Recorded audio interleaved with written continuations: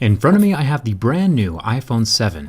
Whether you are Team Android or Team iPhone, anyone can appreciate a well-built phone. And that's what we're here to find out. Can this matte black iPhone 7 survive my durability tests? I've tested over 38 phones so far, including the previous iPhones. So let's see how this newcomer does.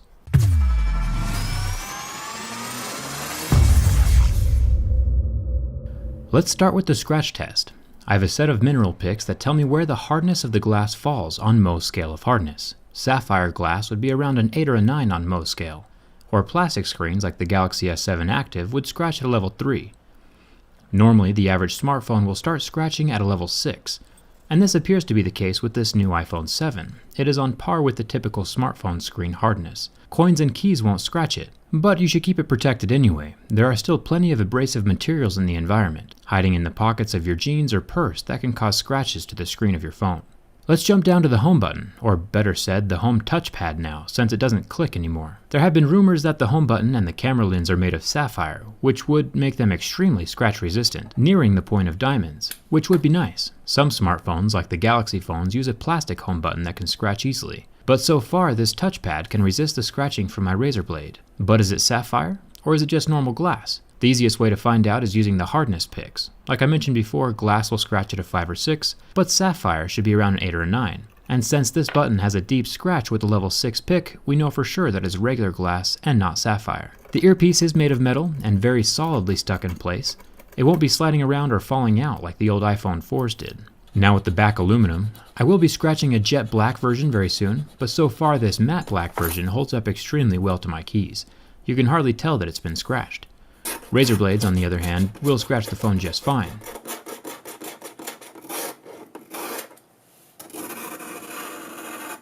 And this is why I always keep my razor blades in a separate purse. You should too, unless you want one of these $800 aluminum curlicues. Now for the camera lens. This glass piece is protecting the new 12 megapixel camera inside of the phone, and it is definitely scratch resistant, which is awesome. My razor blade does nothing to it. But is it sapphire? It still scratches deeply at a level 6. So it doesn't look like anything on this phone is sapphire. Sapphire does have its pros and cons, but I'll save that for another video. Next to the camera lens, we have what Apple is calling the Quad LED True Tone Flash. Initially, I thought that this might be 4 different colored LEDs, bringing even more life to pictures than just a dual-colored flash would. But while indeed there are 4 LEDs, it is still just the same normal 2 colors that the older iPhone 6 has. The flash is just brighter now, because there are more of the LEDs. Which is good. Checking out the build quality of the rest of the phone, we find out that the buttons are metal, which is ideal. Plastic buttons tend to discolor or pop out more often than metal buttons do, so thumbs up to Apple for sticking with quality materials. The antenna bands are still plastic, but that's a necessity with Apple's design at this point in time. If you remove these antenna bands, no more cellular connection. If we look down here, we see where the headphone jack doesn't exist. Now this is a problem on multiple levels. I'll go more in depth about this in my next video, but looking at it from purely a durability perspective, this is an extremely bad move. Just like any piece of electronics, the charging port component has a finite lifespan. Nothing lasts forever. It is designed to withstand a certain amount of physical wear and tear. This means it could stand 5,000 or 10,000 plugs and unplugs. Nobody knows the exact number but Apple, but essentially, now that Apple is combining the headphone jack and the charging port into one, we have 2 accessories using the same single port, doubling the rate of wear and tear. So once this singular lightning port dies or reaches the end of its lifespan, your phone is toast. There's no backup wireless charging either. So if you are a person who's ever had their charging port stop working on a previous phone, you can sit back and watch your iPhone 7 port die in half the time, unless you fork over the dough for some wireless headphones, which is what Apple wants you to do anyway. I plan on making a video more in depth about the headphone jack in a few days. It'll be revealing, so subscribe and turn on your notifications for that. What do you think? Is it good that Apple killed the headphone jack? Let me know down in the comments. On to the burn test. The IPS LCD of the iPhone 7 lasted almost 10 seconds under direct contact with flame before the pixels got hot and turned off, going completely black. It is interesting to see what screens recover and which ones don't.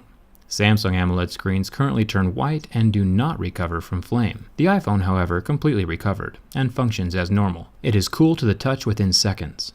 Now the bend test. The iPhone 6 had a nifty little trick that would permanently match the phone to the curve of your body if you ever sat on it. The iPhone 7 does not appear to be as flexible. It is interesting to watch the waterproofing adhesive between the frame of the phone and the screen. You can watch it tear as I heavily flex the phone. So while this phone will not suffer from bin gate or catastrophic failure, I would still not sit on it, just to keep that water resistance intact. Once that adhesive is torn, it will not be as resistant as it once was. Overall, Apple has made another solid phone. I appreciate the build quality. I still have plenty more to say about that headphone jack, but that'll come in another video. All of my behind the scenes stuff can be found on Instagram and Twitter, and there's a very good chance I'll start an iPhone 7 giveaway on my Twitter in the next week or so. So follow me there if you're interested in that kind of thing. And if you aren't subscribed yet but love technology, hit that subscribe button. I review tech from the inside. Thanks for watching. Hope to see you around.